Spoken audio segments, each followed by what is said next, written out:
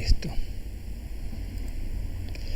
Bueno, entonces ahora vamos a hablar del oscilador armónico cuántico. Y acá la cosa ya se complica en el sentido que la cuenta no se puede hacer fácilmente, o sea, nosotros no vamos a ver cómo se hace esa cuenta. Simplemente vamos a dar los resultados y vamos a contar algunas cositas del oscilador armónico cuántico. En principio, en este caso, también la energía de un oscilador armónico cuántico es esta que se ve acá. Si pensamos en la energía clásica, que es la cinética, P cuadrado sobre 2m, ¿no? Esto es lo mismo que poner un medio de la masa por la velocidad al cuadrado. Si ustedes tienen en cuenta de que el P es masa por velocidad, ¿no? La energía cinética y el potencial elástico. Bueno, entonces la suma de las dos es la energía. Piensen en una masa unida a un resorte, ¿no? ¿Está bien? Bueno, el potencial, como se ve acá, no depende explícitamente del tiempo. Entonces uno puede utilizar la ecuación de Schrödinger independiente del tiempo. Esa salía fácilmente si uno agarraba y ponía a esta parte, la multiplicaba por una función de onda y esta otra parte por ende también, hacía esta asociación. En vez de hablar de la cantidad de movimiento, habla del operador cantidad de movimiento. Y bueno, si uno reemplazaba esta asociación acá, salía esto, que es la ecuación de Schrödinger independiente del tiempo. Bueno, o no hace falta poner esto otra vez así, ¿no? Acá lo puse para recordar esto simplemente, pero uno puede agarrar y buscar la ecuación de Schrödinger independiente del tiempo en una dimensión y van a ver que se escribe como menos h barra cuadrado sobre 2m, segunda derivada respecto de aquí dos veces, y acá va más el potencial, ¿no?, multiplicada por la función de onda, pero el potencial en el oscilador armónico es 1/2 de k por x cuadrado. Bueno, y después, continuando, seguía energía por la función de onda. Y acá, obviamente, en la ecuación de Schrödinger independiente del tiempo, las incógnitas son la función de onda y estos valores de energía. Bueno, para resolver este problema, que este problema fue extremadamente estudiado debido a su importancia, ¿no? El oscilador armónico es importante en toda la física, tanto en la clásica como en la cuántica. Bueno, la gente se esforzó muchísimo para resolver este problema de manera analítica, digamos. Entonces los matemáticos se pusieron a estudiar cómo resolver esta ecuación, llevándola a una de las ecuaciones conocidas que se conocía en ese momento. Entonces, bueno, acá yo cuento un poco el método. Primero, bueno, multiplico por esto y reordeno, ¿no? Entonces, si uno hace eso, llega a esta expresión. Y para resolver esto es muy parecido a lo que en matemáticas se conoce como ecuación de Hermite. La ecuación de Hermite es una ecuación diferencial, que es esta que está acá abajo. Es esa que está acá, ¿no?, que tiene esta forma. Entonces, para resolver, llevar esto a esta expresión, que es la ecuación de Hermite, de la cual ya se conocía cuáles eran las soluciones, bueno, uno tiene que agarrar y hacer estos reemplazos. Llamo a esta constante y b a esta otra constante y cambio de variable, ¿no? Donde en vez de poner x pongo y, donde y es la raíz de a multiplicada por x. Bueno, si uno hace todas estas cosas acá, lleva esto a la conocida, por los matemáticos conocida, ecuación diferencial de Hermite. Bueno. Y esta ecuación tiene soluciones que ya la habían encontrado los matemáticos, soluciones que se escriben en términos de los polinomios de Hermite. Y son soluciones normalizadas en el sentido de que lo que están acá son las soluciones tales que cumplen esto. Esto ustedes lo conocen, es el postulado de Bohr. La función de onda tiene que cumplir esto, porque recuerden que esto me decía, esto era la probabilidad de que la partícula esté entre menos infinito e infinito. Pero en esta mecánica cuántica que nosotros vemos, la partícula no se puede desintegrar. Es decir que efectivamente tiene que estar entre menos infinito e infinito. O sea, ahí seguro que la encuentro. Luego, si eso es cierto, quiere decir que la probabilidad vale 1 en este intervalo, ¿no? Porque seguro que va a estar. Está bien, la probabilidad de certeza.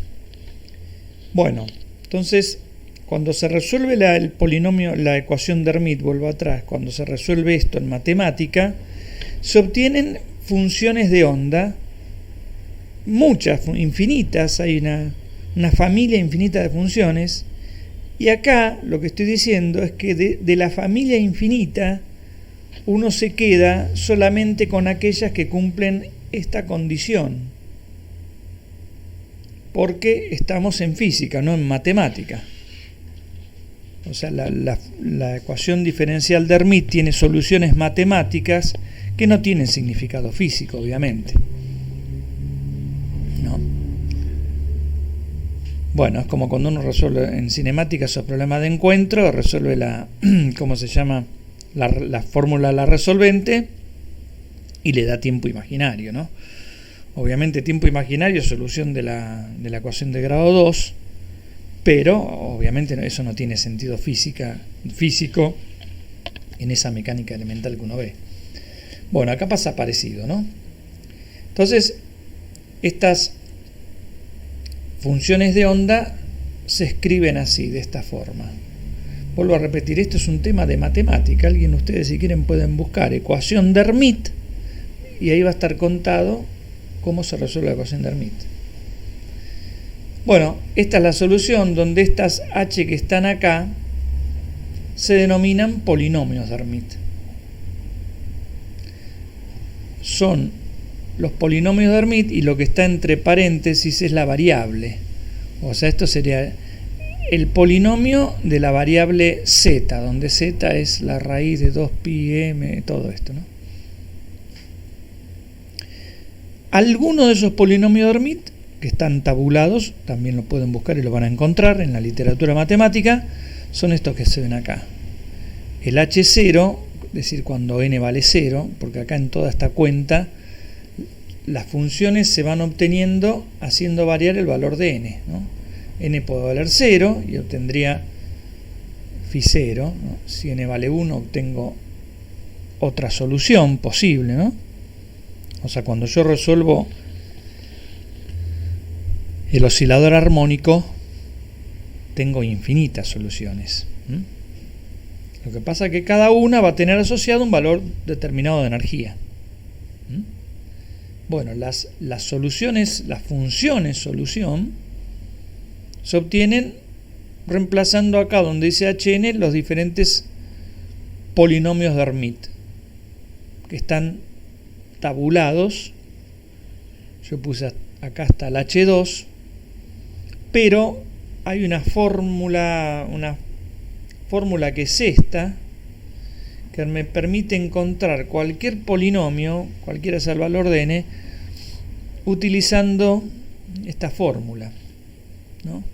Si quiero encontrar el h10 de z, eso es menos 1 a la 10, e a la z cuadrado, y acá me quedaría la derivada de orden 10 de esta expresión, ¿no? respecto de z. Bueno, y así obtengo todo o cualquier polinomio de Hermite. Vuelvo a repetir, estos temas están ya, o estaban ya, muy trillados en la matemática. Está bien, muy trillados, digamos, o sea, no es sorpresa ni muy sorprendente esto para un matemático. Bueno, yo lo que hice acá es escribir alguna de las autofunciones, utilizando los polinomios de Hermite. Y además de las autofunciones, estas funciones que están acá, estas son autofunciones o sea, las soluciones de la ecuación de Schrödinger, es decir, autofunciones del operador hamiltoniano. El hamiltoniano era la energía, ¿no? Bueno, además de las autofunciones, la otra incógnita eran las energías, justamente.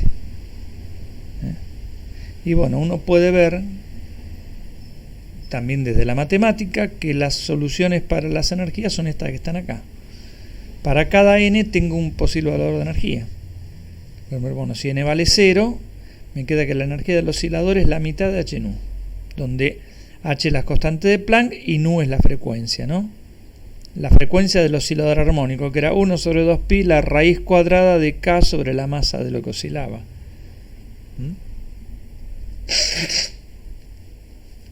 Bueno. Entonces yo variando el valor de n, haciéndolo tomar todos los números naturales y también el 0, que no es un número natural, encuentro todos los valores de energía. Entonces acá tengo las funciones de onda y sus valores de energía asociados. Bueno, acá hice 3 solamente, ¿no? Fíjense qué parecido que es este valor de estas energías a lo que había planteado Planck en el año 1900 en relación a que, si recuerdan lo del cuerpo negro, que la radiación electromagnética dentro de la cavidad del cuerpo negro estaba generada por los osciladores que estaban en la pared de la cavidad, que eran los electrones, pero que esos osciladores absorbían o liberaban energía en forma de cuantificadas, o sea, múltiplos de h nu, ¿no? O sea, los intercambios de energía entre los osciladores y la radiación que estaba dentro de la cavidad del cuerpo negro eran intercambios de valores discretos de energía. Podían intercambiar un h nu, 2 h nu, 3 h nu, ¿no? Bueno, como acá aparece también totalmente de otro lado de la ecuación de Schrödinger, que la energía de los osciladores está cuantificada. Bien.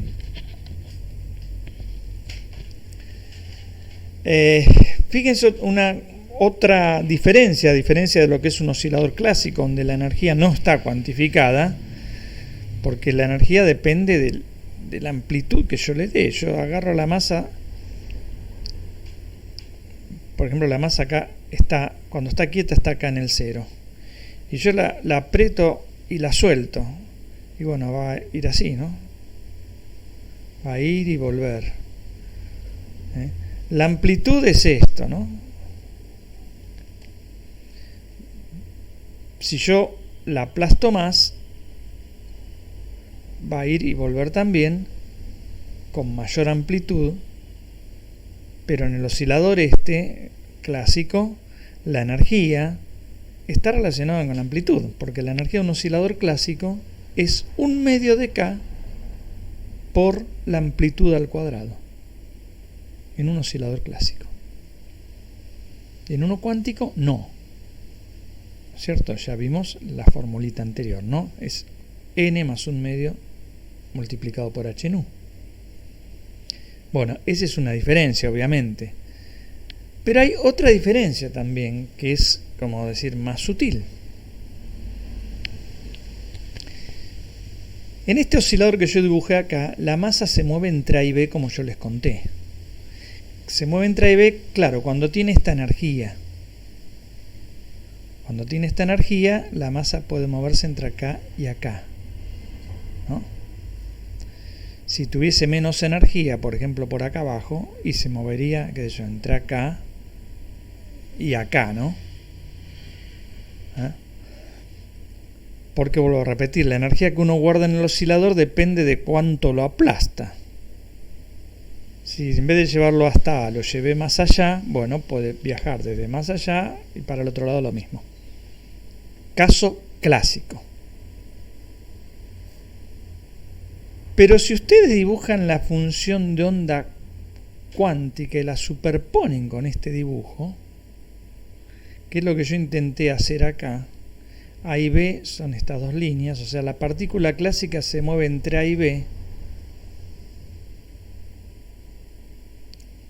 Si uno dibuja la función de onda, fíjense que existe más allá de A para este lado y de B para el otro lado.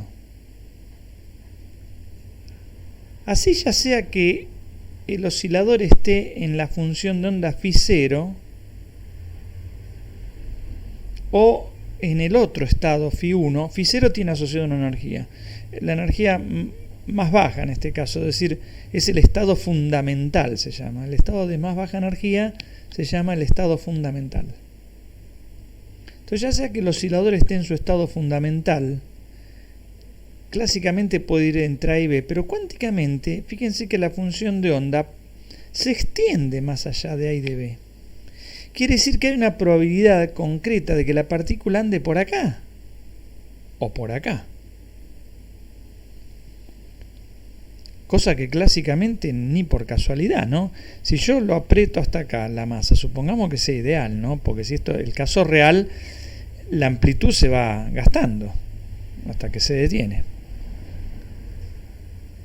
Pero en el caso ideal, donde no hay rozamiento, si yo lo aprieto hasta acá, hasta A, va a llegar hasta A y de este lado la misma distancia también. No puede ser que yo lo apriete hasta A y llegue más allá de este lado y más allá de este lado, ¿no es cierto? No va a pasar eso.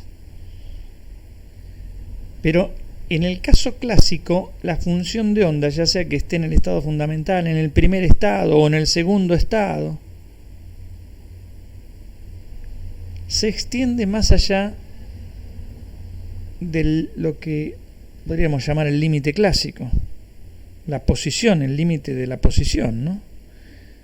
Quiere decir que yo la masa la apreté hasta acá, osciló y de repente llegó hasta acá. Y de repente llegó hasta acá. Y de repente no, se quedó por acá. Y de repente otra vez volvió a violar lo que uno espera en la clásica. Bueno, uno no es que ya está como para asombrarse de eso porque ya vio el tuneleo que también escapa a la idea clásica de las cosas, ¿no? Bueno, entonces acá dibujamos otra vez los niveles de energía, 1 medio de h nu o 3 medio de h nu, ¿no? Los que voy obteniendo variando el n, y las funciones de onda asociada, ¿no? A esta energía está asociada la función de onda que les mostré antes, la φ0. Vamos 2 hojitas atrás. La φ0 es esta, ¿no? La φ0 está asociada a este valor de energía, que es el valor de energía más bajo que se puede obtener. Entonces, la función de onda que tiene el nivel de energía más bajo, se denomina el estado fundamental. Bueno, y están los otros estados también, con otras energías, y yo todo eso lo dibujé acá, dibujé hasta el tercer estado. Y estas son sus funciones de onda asociadas. Bueno, fíjense una cosita, que entre estados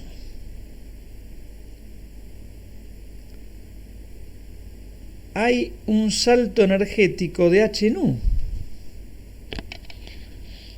¿no es cierto? Y esto sí coincide con lo que dijo Planck. Volvamos al cuerpo negro de Planck. El oscilador armónico no es que libera energía que vale 3 medios de h nu. No puede hacer eso. Lo que puede hacer es pasar de este estado de 5 medios a este. Pero si, por ejemplo, si pasa de este estado a este, se libera un h nu. Lo mismo que si pasa de este a este. O sea, eso sí coincide con la propuesta de Planck, ¿no? Que decía que los osciladores intercambiaban energía en montos de h nu. Cuando paso de acá a acá, intercambia h nu, pero si paso de acá a este nivel, pierdo 2 h nu. O si paso de acá arriba, gano 2 h nu. Pero fíjense que siempre pierdo y gano un múltiplo entero de h nu, tal cual lo había dicho Planck. Si uno piensa que las cosas trabajan así, que este sistema, el oscilador armónico, absorbe o libera energía, y esa energía es la diferencia entre niveles de energía. No son estos valores absolutos.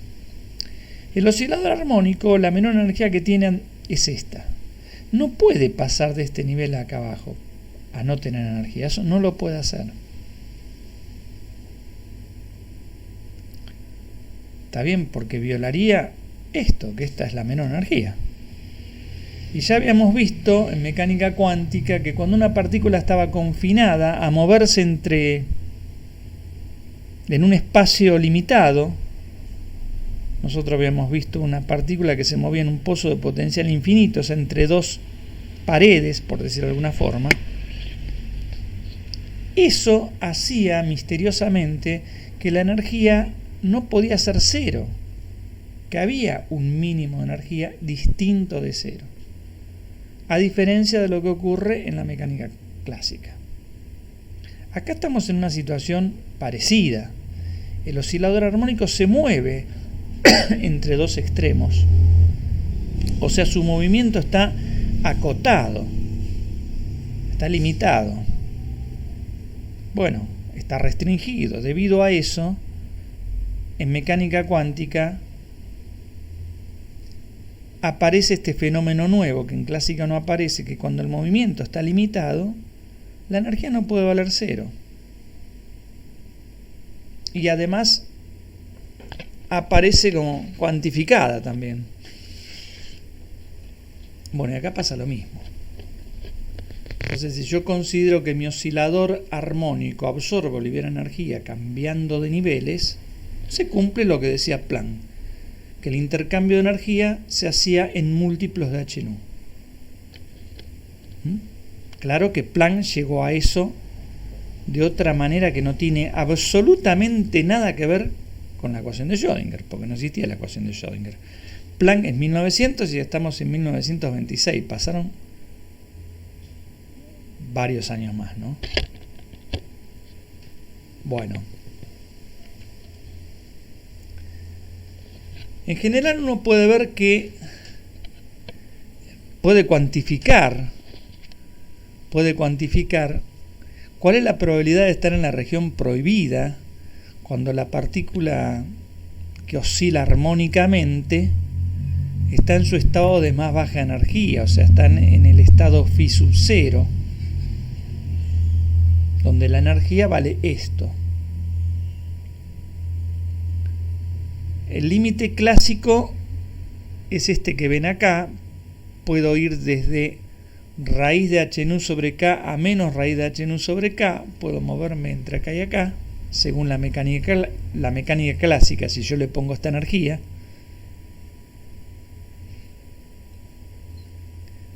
Pero eso sale también de hacer la intersección entre esta línea recta, un medio de h nu, y esta curva, ¿no? Esta curva ya sabemos cuál es, ¿no? Phi 0, voy atrás. Esto, ¿no? O sea, ponen esto igual a un medio de h nu y pueden sacar que las intersecciones valen esto o esto. Bueno, entonces clásicamente vale eso. cuánticamente se extiende más allá y nosotros podemos sacar la probabilidad de encontrar a la partícula en la región prohibida. Lo que yo acá llamé región prohibida, que es de menos infinito hasta menos x0, o sea, desde el menos infinito hasta acá, porque recuerden que la función de onda se extiende hasta el infinito, hasta el menos infinito, y para el otro lado se extiende hasta el infinito. La phi0 que les mostré recién, no tiene límite en x, ¿no? Entonces yo para sacar la probabilidad en la región prohibida tendría que integrar entre menos infinito y x0 primero, entre menos infinito de acá, a la función de onda conjugada por la función de onda. Eso es la regla o el postulado de Planck. Y a eso sumarle la probabilidad de estar entre x0 y el infinito. ¿Está bien? Pero bueno, esto lo puedo pensar así, ¿no? Entre menos infinito y menos x0.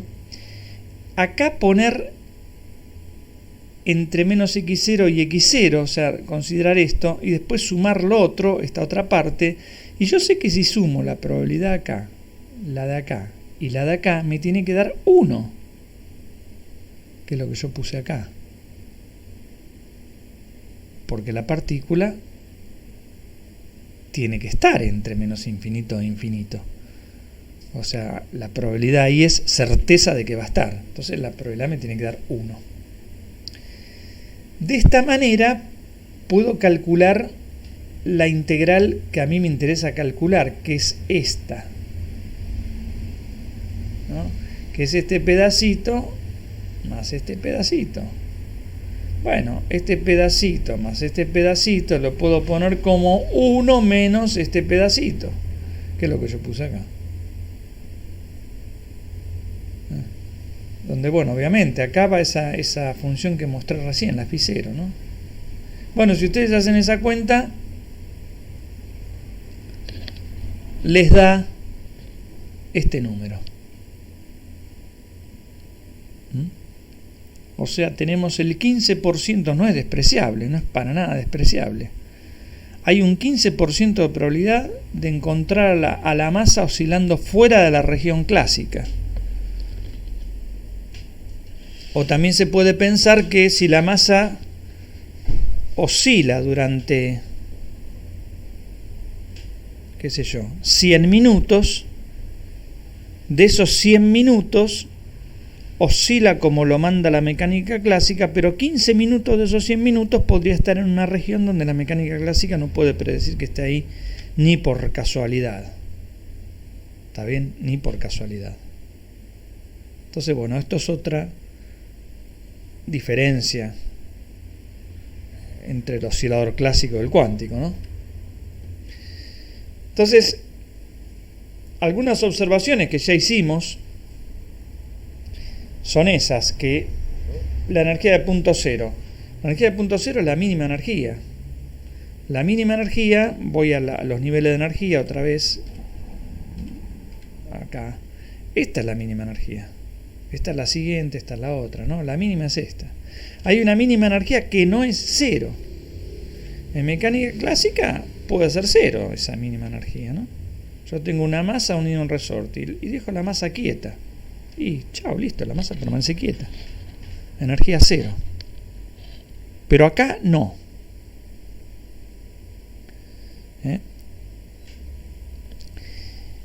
Y tampoco puede hacerse tan cercana a cero como uno lo desee. Porque uno puede decir, bueno, pero en clásica si vos no moviste la masa, flaco, no es un oscilador armónico. ¿No es cierto?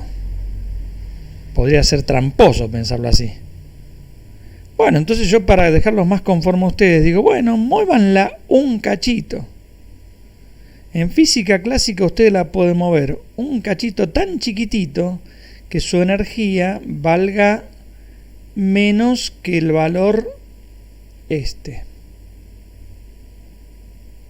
Sí, lo pueden hacer tranquilamente, ¿no? Recuerden que la energía al cuadrado, que la energía es el cuadrado de la amplitud, o sea que esto es a cuadrado.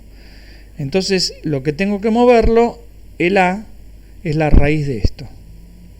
Bueno, si lo muevo menos que la raíz de eso, la física clásica me dice va a oscilar con una amplitud muy pequeña y con una energía que no va a ser cero, porque va a oscilar, pero más chica que esta. La mecánica cuántica de plano dice eso no. Acá no, muchachos.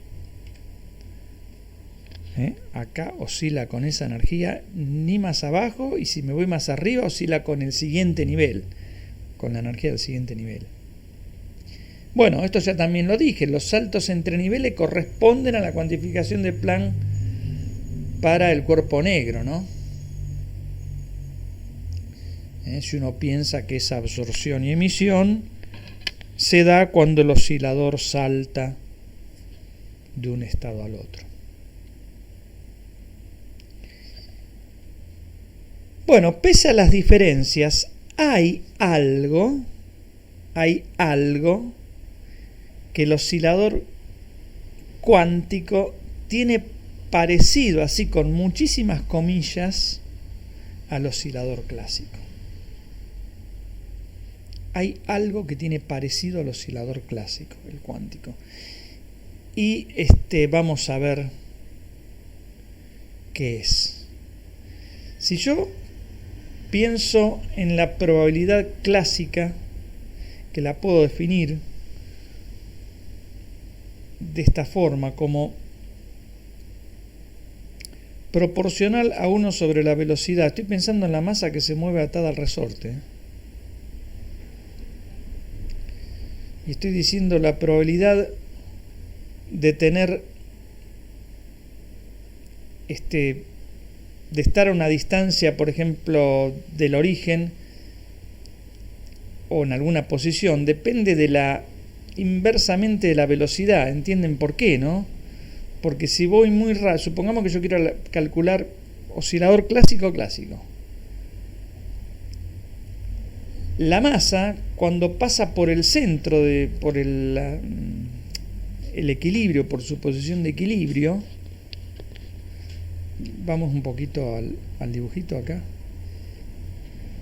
Cuando la masa pasa por acá, por el x0, la velocidad es grande. Cuando la masa se va acercando al extremo, la velocidad se achica hasta que se hace cero. Este es un problema que ustedes resolvieron en física clásica de los primeros años, ¿no? Cómo es la velocidad de una masa que oscila, ¿no? Archiconocido. Entonces la velocidad cambia desde un valor máximo que lo toma acá al valor nulo que está acá en el extremo, ¿no? Lo mismo para este otro extremo. Podemos poner que esto es A y esto es menos A, ¿no? Eso es lo que va a pasar. Esta es la posición de equilibrio. Entonces fíjense una cosa, ¿no? Si por acá pasa rápidamente, su probabilidad de que esté acá es más chica que la probabilidad de que esté en B, donde se queda más tiempo en B, porque viaja más lentamente, ¿no? Es más probable que la encuentre en B, porque ahí está más tiempo, porque viaja a menos velocidad, que la encuentre en A. ¿Entienden lo que digo? O sea que el intervalo de tiempo que está en el entorno de A, obviamente que depende de la velocidad. Si la velocidad es más grande, va a estar menos tiempo en un entorno de A. Entonces la probabilidad va a disminuir. Entonces en física clásica uno puede definir a la probabilidad como inversa a la velocidad.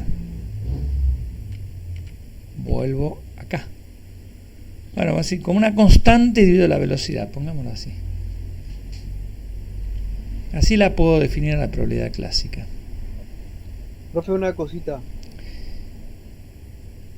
Puedo Sí, despejar cuánto vale esa constante teniendo en cuenta la mecánica clásica, donde la energía cinética más potencial, esto ustedes lo recontra conocen, y donde imponiendo que, claro, la partícula va a estar entre menos A y A oscilando. O sea que si yo integro a esto que yo dije acá, o sea, P clásica lo pongo como A por la derivada de T respecto del X, y lo pongo igual a 1, y bueno, y tengo en cuenta esto, Si yo hago todas esas cosas, llego a que puedo despejar A y que, en definitiva, la probabilidad clásica la puedo escribir así.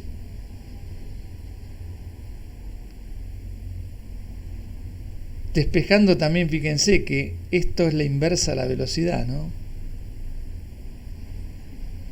Está bien, yo la inversa a la velocidad 1 sobre B lo podría despejar de acá, ¿no? ¿Está bien? O sea, yo de acá podría despejar 1 sobre B y me queda en función de la energía y del X cuadrado, que es lo que aparece acá, ¿no? Así de simple. Bueno, entonces ya sé cómo calcular, cosa que yo esto no lo veo en la física de los primeros años. Sé cómo calcular la probabilidad clásica, digamos. Entonces voy a comparar eso con la probabilidad cuántica. La probabilidad cuántica es más fácil que imaginarse todo esto, porque la probabilidad cuántica ya la definió Bohr, dijo es la integral, ¿no? Lo que ustedes ya conocen. O mejor dicho, la densidad de la probabilidad por unidad de longitud, es esto. Y lo que nosotros obtuvimos antes también es la probabilidad, voy atrás, por unidad de longitud, porque siempre estoy hablando de encontrar a la partícula no en un punto, porque, por ejemplo, en x0, porque ¿cuánto tiempo está en x0? Nada. Lo mismo que en A y que en B, porque llega y se va. Entonces no se puede hablar de la probabilidad de estar en un punto, sino de estar en un entorno de ese punto. ¿Está bien? Entonces eso es la densidad de probabilidad. Bueno. Entonces yo puedo comparar la probabilidad clásica, que es esta que se ve acá, con la probabilidad cuántica cuando n vale 0. Bueno, cuando n vale 1, fíjense que la probabilidad clásica no se parece en nada a la cuántica. Estoy hablando de probabilidad, pero en realidad es la probabilidad por unidad de longitud. No me voy a meter en esos detalles para no complicarle la vida a ustedes. La probabilidad, digamos. Entonces, fíjense que la probabilidad, en el caso del oscilador clásico, dijimos que cuando la partícula llegaba al límite, que se detenía, ahí la probabilidad era mayor. Entonces la probabilidad clásica me da eso, me da más grande acá, que cuando pasa por el centro, que es cuando pasa con más velocidad, me da más chica acá. Pero la probabilidad cuántica me da exactamente al revés. Entonces en el estado fundamental parecería que nada se parece a nada, ¿no? Parece que en el estado fundamental un oscilador clásico parecería como que no tiene nada que ver con un oscilador cuántico, ¿no?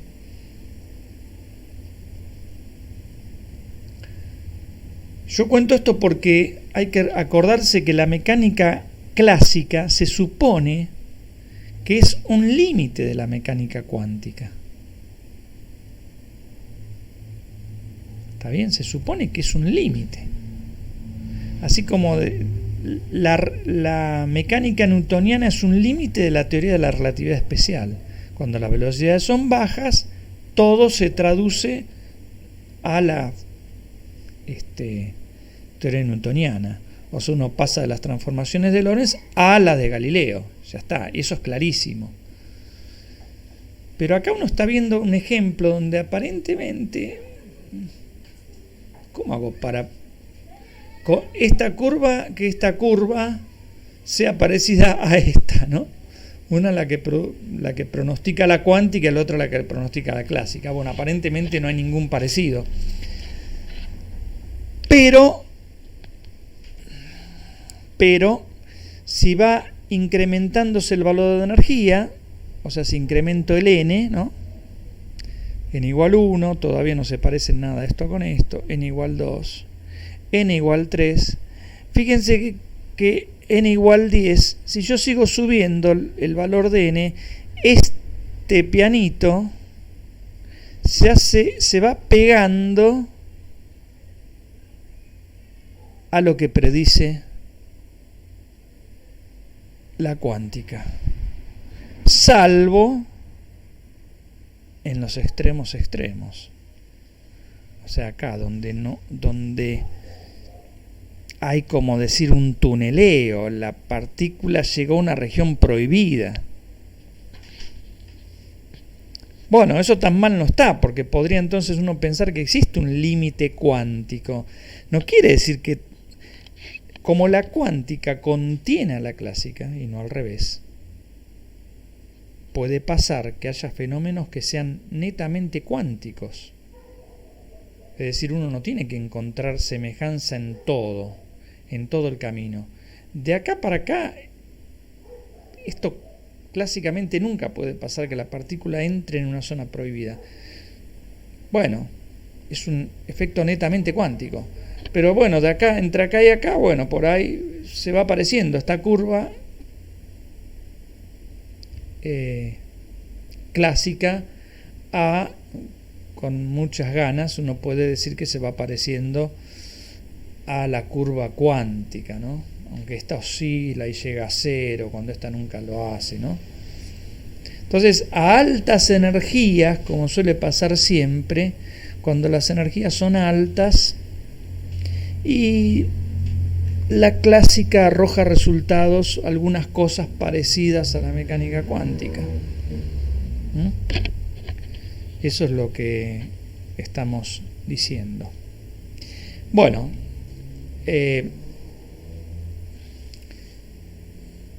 y además de la probabilidad, lo que también, y ya con esto terminamos, lo que también va pasando es que la energía se va pareciendo a la clásica en el sentido de que deja de estar cuantificada. ¿Cómo que deja de estar cuantificada? Bueno, las primeras energías están como todas muy separadas, pero cuando uno va incrementando el valor de energía, si uno compara el salto energético en función de la energía que tiene, o sea, si hace esta cuenta, ¿no? Esta cuenta es el salto de energía entre dos niveles. Ya sabemos que cuando hacemos esto, el salto de energía entre dos niveles contiguos, esto me da H nu, ¿no? Lo vimos acá. Discúlpenme que vuelva atrás. Lo vimos acá, ¿no? La diferencia entre este nivel y este es H nu. Lo mismo que entre este y este, lo mismo que entre este y este, entre cualquier nivel y cualquier otro es H nu. Entre este y este no tiene sentido porque no puedo saltar de acá a energía cero, ya lo dije. Entonces ahí esto me da H nu.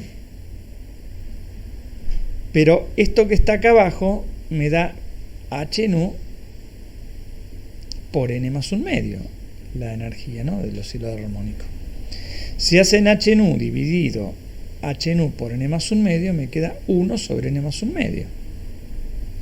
Y cuando la energía se hace muy grande, esto se va a cero, como bien dice acá. O sea, si uno hace esta cuenta, la diferencia de energía en relación al monto de la energía cada vez se hace más chiquitita. O sea, los pasitos están cada vez más pegados. A eso me refiero cuando digo se pierde la cuantificación, es decir, el espectro energético tiende a un continuo, eso es lo que estoy diciendo. Si uno define este espectro energético, ¿no? Esto tiende a un continuo. Entonces en eso también existe como un límite de la cuántica a la clásica, ¿no?